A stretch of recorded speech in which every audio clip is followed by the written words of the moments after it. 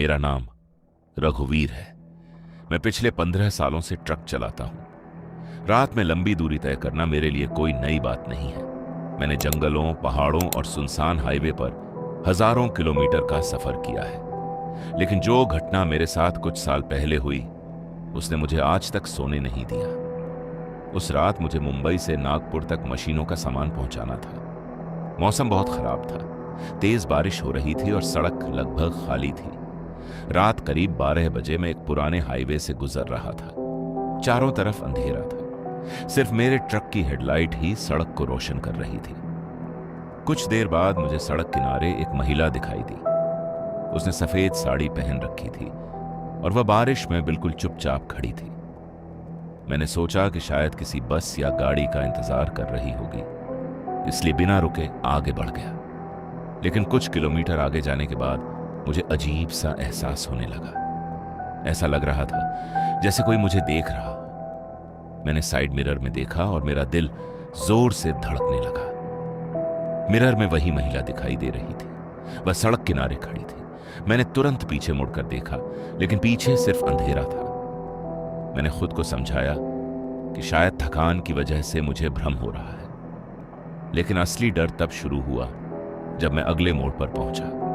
वह महिला फिर से सड़क किनारे खड़ी थी। इस बार वह पहले से भी ज्यादा करीब थी। मेरे हाथ पांव ठंडे पड़ गए। मैं उसे पीछे छोड़ चुका था। फिर वह मुझसे पहले यहां कैसे पहुंच गई? मैंने ट्रक की स्पीड बढ़ा दी। तभी अचानक मेरे कानों में एक धीमी आवाज सुनाई दी, रुक जाओ। मैंने घबरा कर इधर उधर देखा। ट्रक में मेरे अलावा कोई नहीं था। फिर वही आवाज आई, मुझे घर जाना है। अब मेरे माथे पर पसीना आ चुका था और तभी मुझे महसूस हुआ कि मेरे पीछे वाली सीट पर कोई बैठा है। मैंने डरते हुए धीरे धीरे गर्दन घुमाई और जो मैंने देखा उसे देखकर मेरी चीख निकल गई। मैंने डरते हुए जैसे ही पीछे मुड़कर देखा, मेरी चीख निकल गई। पीछे वाली सीट पर वही सफेद साड़ी वाली औरत बैठी थी। उसके लंबे काले बाल उसके चेहरे को ढके हुए थे। वह बिल्कुल चुपचाप बैठी थी और उसका सिर नीचे झुका हुआ था। मैंने तुरंत ब्रेक मार दिए। ट्रक सड़क पर फिसलता हुआ कुछ दूरी तक गया और रुक गया। मेरी सांसें तेज चल रही थीं। मैंने दोबारा पीछे देखा, लेकिन सीट खाली थी। वो औरत गायब हो चुकी थी। अब मुझे समझ नहीं आ रहा था कि यह सपना था या हकीकत। मैंने कांपते हाथों से पानी की बोतल उठाई और कुछ घूंट पिए। फिर खुद को संभालते हुए ट्रक आगे बढ़ा दिया। लेकिन अब हर गुजरते मिनट के साथ डर बढ़ता जा रहा था। बारिश लगातार हो रही थी और सड़क पर दूर दूर तक कोई दिखाई नहीं दे रहा था। करीब आधे घंटे बाद मुझे सड़क किनारे एक पुराना ढाबा दिखाई दिया। मैंने राहत की सांस ली और ट्रक वहीं रोक दिया। ढाबे पर सिर्फ 3 लोग थे, एक बूढ़ा मालिक और 2 ट्रक ड्राइवर। मैं अंदर गया और चाय मंगवाई। मेरा चेहरा देखकर बूढ़े मालिक ने पूछा, क्या हुआ बेटा, बहुत घबराए हुए लग रहे हो। मैंने पूरी घटना उसे बता दी। मेरी बात सुनते ही ढाबे में सन्नाटा छा गया। दोनों ट्रक ड्राइवर एक दूसरे का चेहरा देखने लगे। बूढ़े आदमी ने धीरे से पूछा, क्या उस औरत ने सफेद साड़ी पहन रखी थी? मेरे हाथ से कप लगभग छूट गया। हाँ, लेकिन आपको कैसे पता? बूढ़े आदमी ने गहरी सांस ली। फिर उसने जो कहानी सुनाई उसे सुनकर मेरी रूह कांप गई। करीब 7 साल पहले इसी हाईवे पर एक भयानक दुर्घटना हुई थी। एक महिला अपने छोटे बेटे के साथ कार में सफर कर रही थी। भारी बारिश की वजह से कार फिसल गई और सामने से आ रहे एक तेज रफ्तार ट्रक से टकरा गई। मदद पहुंचने से पहले ही मां और बेटा दोनों की मौत हो गई। लोग कहते हैं कि उस रात के बाद कई ड्राइवरों ने उस महिला को सड़क किनारे खड़ा देखा। कुछ लोगों ने दावा किया कि वह लिफ्ट मांगती है। कुछ ने कहा कि वह अचानक ट्रक या बस के अंदर दिखाई देती है और कई लोगों ने तो यह भी कहा कि उन्होंने उसके साथ एक छोटे बच्चे को भी देखा था। मैं यह सब सुनकर पूरी तरह डर चुका था। मेरे मन में आया कि रात यहीं रुक जाऊं, लेकिन माल समय पर पहुंचाना भी जरूरी था। करीब 1 घंटे आराम करने के बाद मैंने फिर ट्रक स्टार्ट किया। ढाबे से निकलते समय बूढ़े आदमी ने मुझे आवाज दी, बेटा, अगर रास्ते में कुछ भी दिखाई दे तो रुकना मत। मैंने सिर हिलाया और आगे बढ़ गया। कुछ किलोमीटर तक सब कुछ सामान्य रहा। फिर अचानक मौसम और खराब हो गया। घना कोहरा सड़क पर फैल गया। हेडलाइट की रोशनी भी मुश्किल से कुछ मीटर आगे तक जा रही थी। मैं धीरे धीरे ट्रक चला रहा था। तभी सड़क के बीचों बीच मुझे एक छोटा बच्चा खड़ा दिखाई दिया। वह बिल्कुल स्थिर खड़ा था। उसने सफेद कपड़े पहन रखे थे। मैं घबरा गया। मैंने पूरी ताकत से ब्रेक दबाया। ट्रक चीखती हुई आवाज के साथ रुक गया, लेकिन अगले ही पल वह बच्चा गायब हो गया, जैसे वह कभी वहां था ही नहीं। मेरा दिल इतनी तेजी से धड़क रहा था कि उसकी आवाज मुझे साफ सुनाई दे रही थी। मैंने ट्रक दोबारा चलाया, लेकिन अब मुझे महसूस हो रहा था कि मैं अकेला नहीं हूं। ऐसा लग रहा था जैसे कोई मेरे बिल्कुल पीछे बैठा हो। मैं बार बार मिरर में देख रहा था, और फिर मिरर में मुझे एक छोटा लड़का दिखाई दिया। वह पीछे वाली सीट पर बैठा था। उसका चेहरा उदास था। उसकी आंखों से आंसू बह रहे थे। वह धीरे धीरे मेरी तरफ देखने लगा।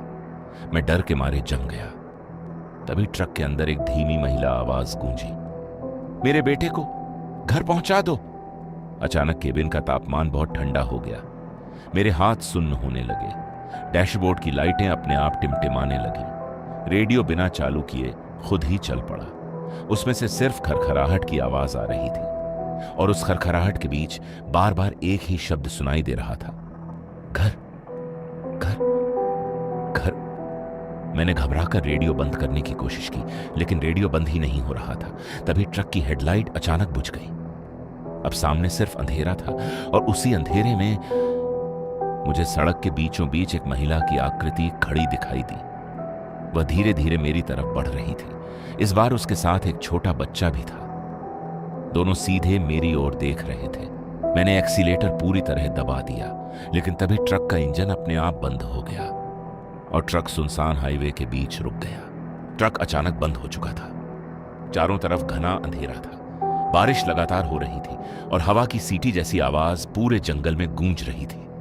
मैंने कांपते हाथों से चाबी घुमाई। एक बार, दो बार, 3 बार, लेकिन इंजन स्टार्ट नहीं हुआ। मेरी नजर फिर सामने गई। वह महिला और वह छोटा बच्चा अब पहले से ज्यादा करीब आ चुके थे। हेडलाइट बंद होने के बावजूद मैं उन्हें साफ देख पा रहा था। यह बात ही सबसे ज्यादा डरावनी थी। उन दोनों के कपड़े बारिश में भीग चुके थे। महिला का चेहरा अब धीरे धीरे दिखाई देने लगा था। उसकी आंखों में अजीब सी उदासी थी। वह गुस्से में नहीं लग रही थी, बल्कि ऐसा लग रहा था जैसे वह किसी चीज की तलाश में हो। तभी अचानक ट्रक का हॉर्न अपने आप बजने लगा। मैंने हॉर्न को छुआ तक नहीं था। पूरे हाईवे पर उसकी आवाज गूंजने लगी, और अगले ही पल महिला और बच्चा दोनों गायब हो गए, जैसे वे कभी वहां थे ही नहीं। मैंने राहत की सांस ली, लेकिन वह राहत सिर्फ कुछ सेकंड के लिए थी, क्योंकि तभी मुझे अपने पीछे से किसी बच्चे के रोने की आवाज सुनाई दी। आवाज बिल्कुल ट्रक के केबिन के अंदर से आ रही थी। मेरे पूरे शरीर में झुरझुरी दौड़ गई। मैं धीरे धीरे पीछे मुड़ा। इस बार पीछे वाली सीट पर वही बच्चा बैठा था, लेकिन अब वह मुझे साफ दिखाई दे रहा था। उसकी उम्र शायद 7 या 8 साल होगी। उसके चेहरे पर उदासी थी। वह लगातार रो रहा था। मैं कुछ बोल भी नहीं पा रहा था। तभी उसने धीरे से सिर उठाया। उसकी आंखों में आंसू थे। उसने कांपती हुई आवाज में कहा, मम्मी को घर जाना है। इतना कहकर उसने सामने विंडशील्ड की तरफ इशारा किया। मैंने तुरंत सामने देखा, और मेरे शरीर का खून जैसे जम गया। सड़क के दूसरी तरफ दूर एक पुराना टूटा हुआ मकान दिखाई दे रहा था। मैंने कसम खाकर कह सकता था कि कुछ मिनट पहले वहां कोई मकान नहीं था। वह मकान पूरी तरह वीरान लग रहा था। उसकी खिड़कियां टूटी हुई थीं, छत का एक हिस्सा गिर चुका था, और उसके आसपास घास और झाड़ियां उगी हुई थी। तभी बच्चे की आवाज फिर सुनाई दी, उधर। मैंने दोबारा पीछे देखा, लेकिन सीट फिर खाली थी। बच्चा गायब हो चुका था।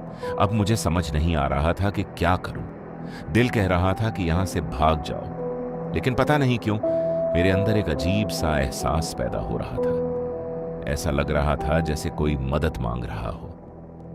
मैंने टॉर्च उठाई, ट्रक से नीचे उतरा। बारिश अभी भी जारी थी। सड़क पार करके मैं धीरे धीरे उस पुराने मकान की तरफ बढ़ने लगा। जितना मैं करीब पहुंचता जा रहा था, उतनी ही बेचैनी बढ़ रही थी। मकान के सामने पहुंचकर मैंने टॉर्च की रोशनी अंदर डाली। अंदर धूल जमी हुई थी, जगह जगह मकड़ी के जाले थे। ऐसा लग रहा था जैसे वर्षों से वहां कोई नहीं आया हो। मैं धीरे धीरे अंदर गया। कमरों में सन्नाटा पसरा हुआ था, लेकिन तभी मुझे किसी के पैरों की आवाज सुनाई दी। टक टक टक, जैसे कोई ऊपर की मंजिल पर चल रहा हो। मैंने टॉर्च ऊपर घुमाई। सीढ़ियां दिखाई दी। दिल जोर जोर से धड़क रहा था। फिर भी मैं धीरे धीरे सीढ़ियां चढ़ने लगा। ऊपर पहुंचते ही एक बंद कमरा दिखाई दिया। कमरे का दरवाजा पुराना और टूटा हुआ था। अंदर से हल्की हल्की किसी के रोने की आवाज आ रही थी। मैंने हिम्मत करके दरवाजा धक्का दिया। दरवाजा चरमराता हुआ खुल गया। कमरे के अंदर जो चीज मुझे दिखाई दी, उसे देखकर मैं वहीं जम गया। कमरे की दीवार पर एक पुरानी तस्वीर टंगी हुई थी। उस तस्वीर में वही महिला थी और उसके साथ वही छोटा बच्चा। मैंने तस्वीर के नीचे लगी धूल साफ की। उस पर एक नाम लिखा हुआ था, लेकिन जैसे ही मैं नाम पढ़ने वाला था, अचानक पूरे कमरे का दरवाजा अपने आप बंद हो गया। धड़ाम! आवाज इतनी तेज थी कि मेरा दिल उछलकर गले में आ गया। टॉर्च की रोशनी बार बार टिमटिमाने लगी। कमरे का तापमान अचानक बहुत ठंडा हो गया और फिर मेरे बिल्कुल पीछे किसी महिला की धीमी आवाज सुनाई दी। तुम आखिर आ ही गए। मैं धीरे धीरे पलटने लगा। तुम आखिर आ ही गए? वह आवाज मेरे बिल्कुल पीछे से आई थी। मेरे हाथ से टॉर्च लगभग छूट गई। दिल इतनी तेजी से धड़क रहा था कि मुझे अपनी सांसों की आवाज भी सुनाई नहीं दे रही थी। मैंने हिम्मत जुटाई और धीरे धीरे पीछे मुड़ा, लेकिन वहां कोई नहीं था। कमरा पूरी तरह खाली था। सिर्फ ठंडी हवा चल रही थी। मैं कुछ सेकंड तक वहीं खड़ा रहा। फिर मेरी नजर दोबारा उस पुरानी तस्वीर पर गई। इस बार मैंने टॉर्च की रोशनी तस्वीर के नीचे लिखे नाम पर डाली। धूल हटाते ही नाम साफ दिखाई देने लगा। महिला का नाम सविता था और बच्चे का नाम आरव। तस्वीर के नीचे एक तारीख भी लिखी थी, वही तारीख जिस दिन उस भयानक सड़क दुर्घटना की खबर अखबारों में छपी थी। मेरे शरीर में सिहरन दौड़ गई। अचानक कमरे के एक कोने से किसी चीज के गिरने की आवाज आई। मैं घबराकर उधर देखने लगा। एक पुरानी लकड़ी की अलमारी का दरवाजा अपने आप खुल गया था। अंदर एक छोटा सा लोहे का बक्सा रखा हुआ था। मुझे समझ नहीं आ रहा था कि मैं उसे खोलूं या नहीं, लेकिन पता नहीं क्यों ऐसा लग रहा था जैसे कोई मुझे उसी बक्से तक ले जाना चाहता हो। मैं धीरे धीरे आगे बढ़ा। बक्सा पुराना था और उस पर जंग लगी हुई थी। मैंने उसे खोला। अंदर कुछ पुराने कपड़े, कुछ तस्वीरें और एक डायरी रखी हुई थी। डायरी देखकर मेरे मन में उत्सुकता जागी। मैंने उसे खोला। पहले कुछ पन्नों में सामान्य बातें लिखी थी, परिवार की बातें, बच्चे की पढ़ाई और रोजमर्रा की जिंदगी। लेकिन आखिरी कुछ पन्नों को पढ़कर मेरे पैरों तले जमीन खिसक गई। डायरी में लिखा था कि दुर्घटना से कुछ दिन पहले सविता अपने बेटे के साथ इसी मकान में रहती थी। उसका पति कई साल पहले गायब हो गया था। लोग कहते थे कि वह उन्हें छोड़कर कहीं चला गया, लेकिन सविता को यकीन था कि उसके पति के साथ कुछ बुरा हुआ है। डायरी के आखिरी पन्ने पर जल्दबाजी में लिखी गई कुछ लाइनें थीं। अगर मेरे साथ कुछ हो जाए तो आरव को सच जरूर बताना। उसे पता होना चाहिए कि उसके पिता हमें छोड़कर नहीं गए थे। वह आज भी इस घर में छिपा है। मेरे हाथ कांपने लगे। मैंने दोबारा वह लाइन पढ़ी, वह आज भी इस घर में छिपा है। तभी अचानक ऊपर की छत से किसी भारी चीज को घसीटने की आवाज आई। घर में तो मेरे अलावा कोई नहीं था। फिर यह आवाज किसकी थी? घसीटने की आवाज धीरे धीरे तेज होने लगी। ऐसा लग रहा था जैसे कोई बहुत भारी चीज फर्श पर खींची जा रही हो। मैंने टॉर्च उठाई और कमरे से बाहर निकल आया। आवाज मकान के सबसे आखिरी हिस्से से आ रही थी। वह हिस्सा बाकी घर से अलग था। वहां एक पुराना लकड़ी का दरवाजा लगा हुआ था। दरवाजे पर मोटी जंजीरें जंग खाकर लटक रही थी।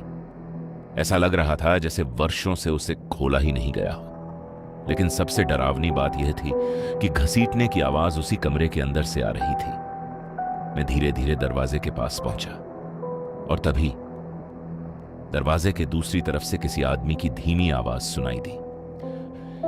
मदद करो। मेरे पूरे शरीर में करंट दौड़ गया। मैं कुछ पल तक वहीं खड़ा रह गया। फिर आवाज दोबारा आई, इस बार पहले से ज्यादा साफ। मुझे यहां से बाहर निकालो। मेरा दिमाग कह रहा था कि वहां से भाग जाऊं, लेकिन दिल कह रहा था कि शायद यही वह सच है जिसे सविता मुझे दिखाना चाहती है। मैंने कांपते हाथों से जंजीर को छुआ। वह ठंडी थी, बहुत ज्यादा ठंडी, जैसे बर्फ।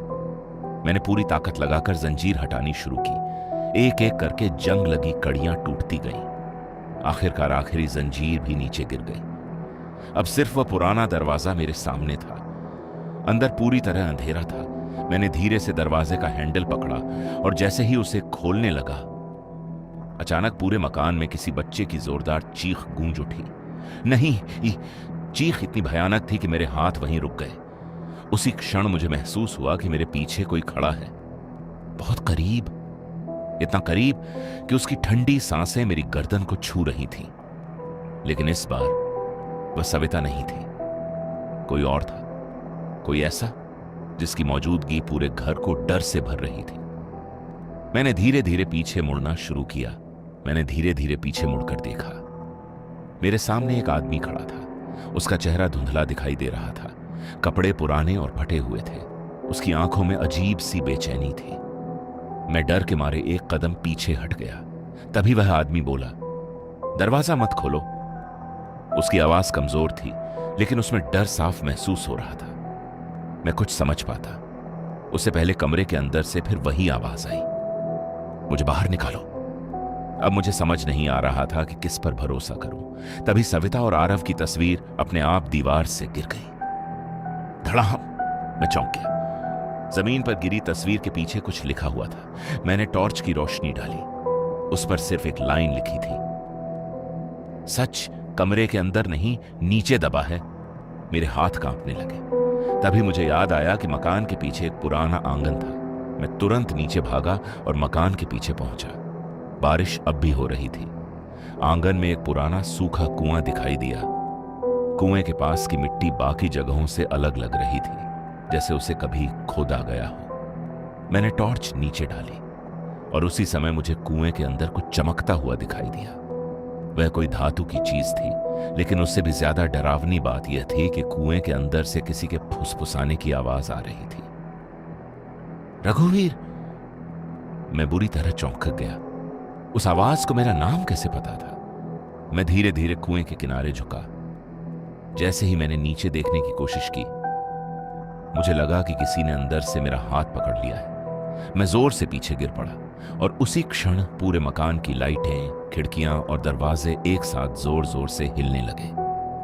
ऐसा लग रहा था जैसे कोई चीज जाग चुकी हो और अब वह बाहर आना चाहती थी। मैं जोर से पीछे गिर पड़ा। मेरी टॉर्च दूर जाकर कीचड़ में गिर गई। चारों तरफ अंधेरा था। कुएं के अंदर से अभी भी फुसफुसाने की आवाज आ रही थी, रघुवीर, नीचे देखो। मेरी हिम्मत जवाब दे रही थी, लेकिन अब मैं इतना आगे आ चुका था कि बिना सच जाने वापस नहीं जा सकता था। मैंने टॉर्च उठाई और दोबारा कुएं के पास गया। इस बार मैंने सावधानी से नीचे रोशनी डाली। कुएं के तल में कीचड़ और पानी के बीच कुछ चमक रहा था। ध्यान से देखने पर मुझे समझ आया कि वह एक पुराना लोहे का बक्सा था। लेकिन उसी समय मुझे एक और चीज दिखाई दी। कुएं की दीवार पर कुछ खरोंचें बनी हुई थी, जैसे किसी ने बाहर निकलने की कोशिश की हो। मेरे शरीर में सिहरन दौड़ गई। पास ही एक पुरानी रस्सी पड़ी थी। मैंने हिम्मत करके उसे कुएं में डाला और धीरे धीरे नीचे उतर गया। नीचे पहुंचकर मैंने लोहे का बक्सा बाहर निकाला। बक्सा काफी भारी था। कांपते हाथों से मैंने उसे खोला। अंदर कुछ पुराने कागज, एक सोने की अंगूठी और कुछ तस्वीरें थीं। तस्वीरों को देखकर मैं हैरान रह गया। उनमें सविता, आरव और वही आदमी दिखाई दे रहा था जिसे मैंने ऊपर देखा था। लेकिन तस्वीर के पीछे लिखी बात ने सब कुछ बदल दिया। लिखा था, हमारा परिवार। उस आदमी का नाम विजय था। वह सविता का पति था। मैंने जल्दी जल्दी बाकी कागज देखने शुरू किए। उनमें से एक पुरानी पुलिस रिपोर्ट थी। रिपोर्ट पढ़ते ही पूरी सच्चाई मेरे सामने आ गई। सालों पहले विजय की हत्या कर दी गई थी। उसके कुछ करीबी लोगों ने उसकी जमीन और मकान हड़पने के लिए उसे मारकर इसी कुएं में फेंक दिया था। किसी को कभी उसकी लाश नहीं मिली। लोगों ने मान लिया कि वह परिवार को छोड़कर भाग गया। सविता भी यही समझती रही, लेकिन सच्चाई कुछ और थी। अपने पति को ढूंढते ढूंढते सविता टूट चुकी थी। फिर एक दिन वह अपने बेटे आरव के साथ कहीं जा रही थी कि रास्ते में उनका एक्सीडेंट हो गया। मां और बेटा दोनों की मौत हो गई। उनकी आत्माएं इसलिए भटक रही थीं क्योंकि परिवार की सच्चाई कभी सामने नहीं आई थी। मैं सब समझ चुका था। तभी अचानक कुएं के अंदर ठंडी हवा चलने लगी, मेरी टॉर्च टिमटिमाने लगी और फिर मेरे सामने 3 आकृतियां दिखाई दी। सविता, आरव और विजय तीनों मेरे सामने खड़े थे, लेकिन इस बार उनके चेहरे पर डर नहीं था, सिर्फ इंतजार था, जैसे वे वर्षों से इसी पल का इंतजार कर रहे हों। सविता ने धीरे से मुस्कुराते हुए कहा, सच सामने लाने के लिए धन्यवाद। आरव भी अब रो नहीं रहा था, उसके चेहरे पर पहली बार सुकून दिखाई दे रहा था। विजय ने मेरी तरफ देखा और धीरे से सिर झुका दिया। अचानक कुएं के अंदर तेज रोशनी फैलने लगी, हवा शांत हो गई, बारिश रुक गई और कुछ ही सेकंड में तीनों आकृतियां धीरे धीरे गायब होने लगी। गायब होने से पहले आरव ने मेरी तरफ देखकर कहा, अब हम घर जा रहे हैं। और फिर सब खत्म हो गया। चारों तरफ गहरा सन्नाटा छा गया। मैं कई मिनट तक वहीं खड़ा रहा। मुझे समझ नहीं आ रहा था कि जो कुछ हुआ वह सच था या सपना, लेकिन मेरे हाथ में वह पुरानी पुलिस रिपोर्ट अब भी थी। इसका मतलब यह सब सच था। अगले दिन मैंने सारी जानकारी पुलिस को दे दी। पुराने रिकॉर्ड दोबारा खोले गए, जांच हुई और आखिरकार विजय की मौत का सच सामने आ गया। कई सालों से दबा हुआ रहस्य खत्म हो चुका था। उस घटना के बाद मैं फिर ट्रक चलाने लगा, लेकिन आज भी जब रात के समय किसी सुनसान हाईवे से गुजरता हूं तो मुझे वह बारिश वाली रात याद आ जाती है। कभी कभी लगता है कि सड़क के किनारे कोई खड़ा है, लेकिन जब ध्यान से देखता हूं तो वहां कोई नहीं होता। फिर भी एक बात मैं आज तक नहीं भूल पाया। उस रात जब मैं उस हाईवे से हमेशा के लिए निकल रहा था तो रियर व्यू मिरर में मुझे एक आखिरी बार सविता, आरव और विजय दिखाई दिए थे। वे तीनों मुस्कुरा रहे थे और धीरे धीरे धुंध में खो गए। उसके बाद उन्हें कभी किसी ने नहीं देखा। डिस्क्लेमर: यह कहानी केवल मनोरंजन के उद्देश्य से लिखी गई एक काल्पनिक हॉरर कहानी है। इसका किसी वास्तविक व्यक्ति, स्थान या घटना से कोई संबंध नहीं है। अगर आपको यह कहानी पसंद आई हो तो चैनल को सब्सक्राइब जरूर करें और ऐसी ही डरावनी कहानियों के लिए जुड़े रहें।